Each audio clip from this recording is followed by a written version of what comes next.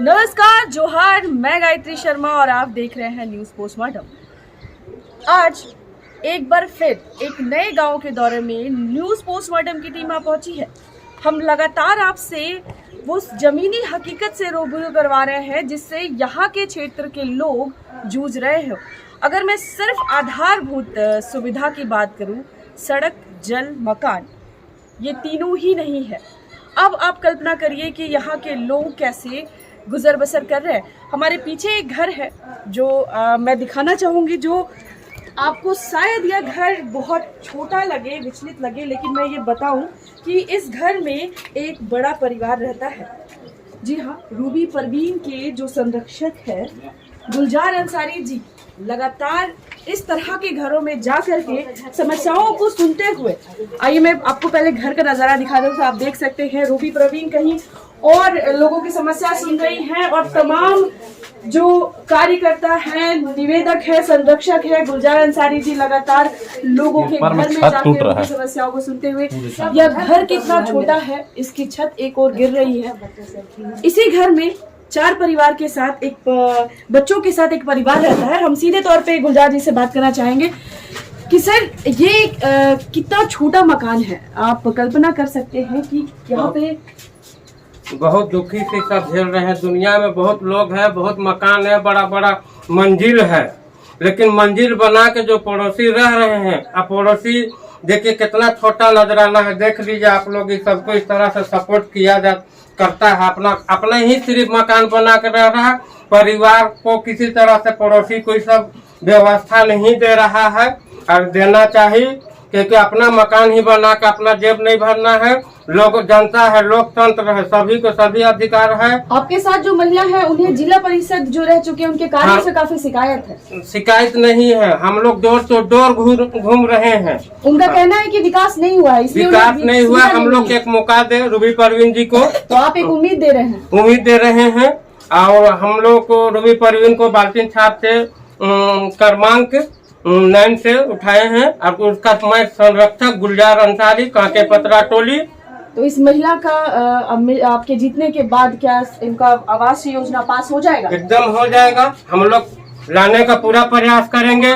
दलालों को हम लोग हटाएंगे यहाँ से, कि जो ये दलाल है, जिसका जो अधिकार है उसको मिलना चाहिए। इसी का लड़ाई मैं लड़ रहा हूँ गुलजार अंसारी जी।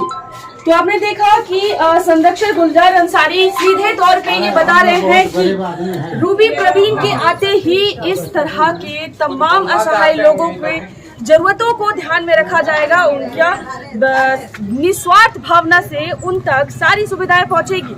मैं आपको और भी तस्वीर दिखाना चाहूंगी जो नाली की है, और जो आप उस स्थिति को देख के सकते हैं कि जहां स्वच्छता की हम बात करते हैं उस मामले में हम बहुत पीछे हैं। वहीं दूसरी ओर चलिए मैं एक और घर जो हमारा ध्यान आकर्षित कर रहा है मैं आपको दिखा दूँ। आप ये घर देखिए, एक बहुत बड़ा परिवार इस जगह पे रह रहा है, इन्वेस्टर के घर पे। इतनी गर्मी में आप इमेजिन कर सकते हैं कि कितनी तकलीफ यहाँ के लोगों को उठानी पड़ रही है। पानी की मुझे यहाँ पे सुविधा नजर नहीं आ रही है। हालांकि पूरे क्षेत्र के लोगों से हम लोगों ने बात करने की कोशिश की तो उन्होंने सीधे तौर पे कहा है कि जल संकट यहाँ गहराया हुआ है। आप देख सकते हैं कि टूटी फूटी मकान है, लेकिन लोग विवश हैं इस जगह पर अपने परिवार को लेकर रहने के साथ। तो अभी हमारे साथ संरक्षक गुलजार अंसारी जी हैं।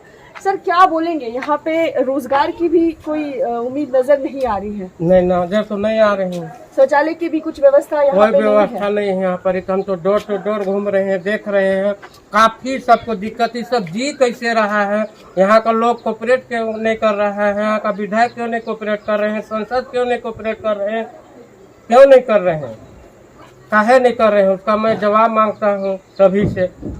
तो जो सत्ता में रह चुके हैं, जो सरकार में रह चुके हैं, उनके किए हुए काम पे सवालिया निशान उठाते हुए कि आखिर लोग इतने परेशान क्यों हैं, मैं तमाम ऐसी तस्वीरें आपसे साझा करूंगी। न्यूज़ पोस्टमार्टम की टीम आपको हर वो ज़मीनी हकीकत से रूबरू कराओगी। आप देख सकते हैं ना मकान है, ना कच्ची दीवारें हैं, मिट्टी की दीवारें हैं, खपड़े का घर है। गांव खूबसूरत तब होता है जब आधारभूत सुविधाएं वहाँ पे हो, लेकिन यहाँ पे वैसी कोई नजर नहीं आ रही है। इंदिरावास हमको मिल चुका है, लेकिन रोड वोड नहीं अच्छा है। हाँ, रोड का भी हम लोग कहते कर रहे हैं। इंदिरा आवास आपको मिल चुके हैं। अब सीधे तौर पे गुलजार अंसारी जी को बता रही हैं और हर घर में जाकर लोगों की समस्याओं को समझते हुए हर एक कार्यकर्ता, चाहे वो निवेदक हो, संरक्षक हो या खुद रूबी परवीन हो, इन्होंने एड़ी चोड़ी की जोड़ लगा दी है इस क्षेत्र के लोगों की समस्याओं को समझने के लिए। अब देखना है कि यहाँ के लोग उनको किस हद तक सपोर्ट करते हैं। हालांकि एक अच्छे प्रत्याशी को लाना ये उनकी जिम्मेदारी बन जाती है। बहुत लोगों ने यह अपनी आशा दिखाई है कि इस बार रूबी परवीन की ही सरकार आएगी और क्रमांक संख्या 9 पे मुहर लगा करके उनका जो चुनाव चिन्ह है बाल्टी छाप पे उन्हें विजयी करेंगे। आप एक बार तस्वीरें देख लीजिए। ये जीतेंगी तो हर तरह का समस्या को दूर कर देंगे। सबसे पहले यहाँ ठीक है तो सब बोलेंगे यहाँ से नजर उठा के देखिए कि किस तरह से चल रहा है दुनिया। यहाँ गरीब का कोई पहचान नहीं है। यहाँ पूरा घर हमारा उजला हुआ है। देखिए इधर गए रोबी लोग ना, इधर गए। देख लीजिए, अपने नज़र से देख लीजिए कि कैसा यहाँ दबाता है लोग। जिसके पास है वही ज़्यादा खाएगा, जिसके पास नहीं है। हेलो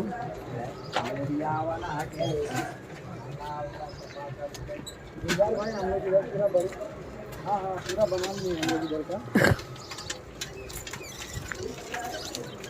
नहीं बोल रहे हैं कि हम लोग इधर पूरा हम लोग बना लिए हैं।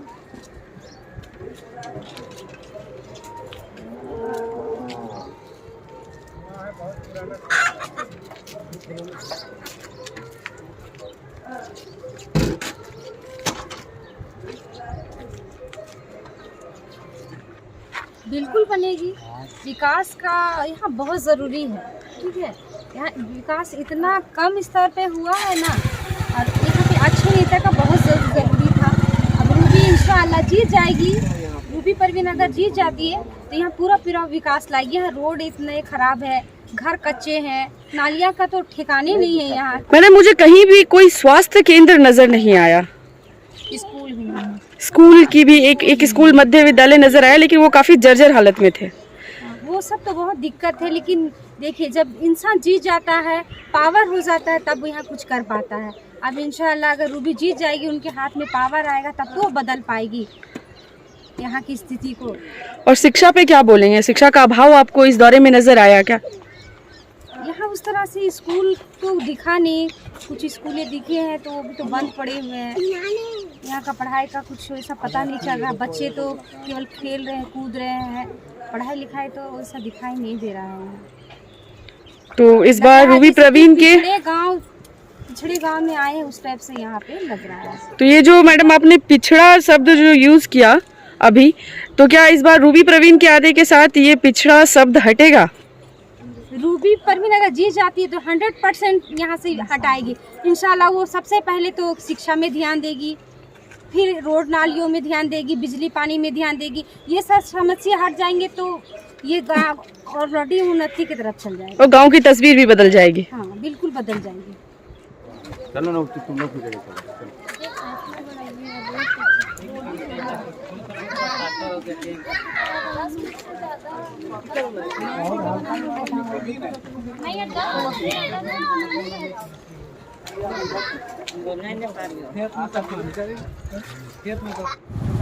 रूबी परवीन का जो है दौरा हो रहा है मुरुम बाजार के पास में। क्या कुछ कहना चाहेंगे? बहुत उम्मीद के साथ में इस बार चुनाव लड़ रही हैं, क्या क्या समस्याएं हैं आपके गाँव में? समस्या तो देखिए हम लोग का जो है तो चल ही रहा है, लेकिन इस बार नया कैंडिडेट जो हम लोग जिला परिषद सदस्य आए हैं, उन्हें सभी मिलजुल कर इनको उम्मीदवार को वोट देकर पार्टी छाप मार के विजय बना। ये आपके क्षेत्र में कुछ खपड़े के घरों की संख्या ज्यादा है, ऐसा क्यों? खपड़ों का तो संख्या ज़्यादा है।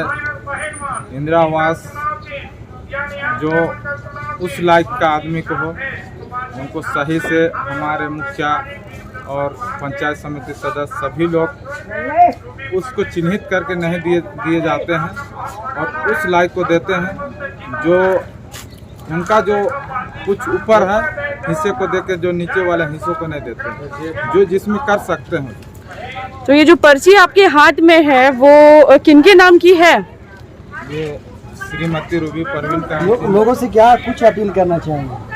लोगों से देखिए हमारे जो कांटे क्षेत्र 19 का हमें विकास करें, सभी का साथ में सहयोग करें और क्या करें। किनको सहयोग करें? रूबी परवीन जी को और हम लोग को उनके साथ में रह के चलना हो।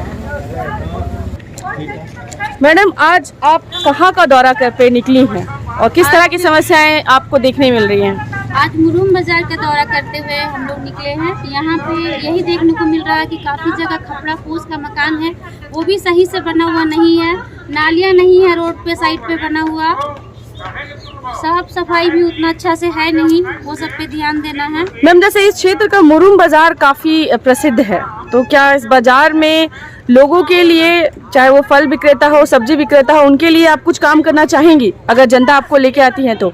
बेशक उन लोगों के लिए ही काम करना है, जो गरीब है, जो नीचे स्तर से है, उन लोगों को ही ऊपर उठाने के लिए हम लोग यहाँ पे आए हैं, उन लोगों से बात कर रहे हैं, उन लोगों के लिए पूरी प्रयास करेंगे कि जो भी समस्या है उस पर ध्यान देते हुए उन लोगों का हल निकाला जाए। रूबी जी, बहुत सारे गांव में आप देखे होंगे कि जहाँ जहाँ बाजार लगता है तो उसमें एक शेड लगा हुआ रहता है, क्योंकि बरसात का भी मौसम आता है, किसानों को बहुत तरह की परेशानियों का सामना करना पड़ता है। तो अगर आप जीत करके आती हैं तो उन बाजार करने वालों के बारे में क्या कुछ आपने सोच रखा है और उन किसानों के बारे में क्या कुछ सोचा? वो बाजार करने वाले लोग के लिए यही सोचे हैं कि वहाँ पे ढलाई का कुछ बनाया जाए, जहाँ से पक्की मकान जैसा खुला हुआ, जहाँ लोग अपनी दुकानें लगा सके और सुरक्षित रहे, भीगे नहीं, बीमार ना पड़े, लोगों को भी सब्जी लेने में भी, लेने वालों को भी आसानी हो और बेचने वालों को भी, विक्रेता को भी आसानी हो। रूबी जी, जिस तरह से आप दौरे पे निकली हुई हैं, तो क्या लगता है विकास की अभी बहुत ज्यादा जरूरत है इस क्षेत्र में? तो है बहुत सारी, क्योंकि हम लोग यहाँ पे सब लोग साथ देते हुए पूरे गांव वाले साथ में हैं और सबके सहयोग से ही निकले हैं। अब मैं यही चाहती हूँ कि मुझे सपोर्ट करें, मैं कोई नेता नहीं हूँ, मैं अगर जीतती हूँ तो सबके साथ सहयोग से ही काम करूँगी, सबके लिए काम करूँगी, आगे चढ़ के आप लोग मेरे साथ में रहें। एक बार अपना क्रमांक, संख्या और अपने चुनाव चिन्ह का परिचय दे दीजिए। मेरा क्रमांक संख्या 9 और छाप बाल्टी है, ये देखिए क्रम संख्या 9 और छाप बाल्टी है। मैं सबसे विनोद करती हूँ कि मुझे बाल्टी छाप में वोट दें। मैं सभी लोगों को, सभी धर्म के लोगों को साथ में लेके चलूंगी, जाति विवाद का कोई भी प्रथा नहीं है इसमें, सब साथ चलेंगे। बताइए, इस बार चुनाव होने वाला है, पंचायत चुनाव है और जिला परिषद के बहुत सारे उम्मीदवार मैदान में हैं। क्या कुछ गांव में बदलाव चाहते हैं? गाँव में बहुत सा खराबी है, अभी रोड नहीं है, अभी लाइन ठीक से नहीं रहता है तब, और सामने में पानी उड़ने का दिक्कत होता है, हम लोग सिंचाई करने के लिए बहुत सा प्रॉब्लम है।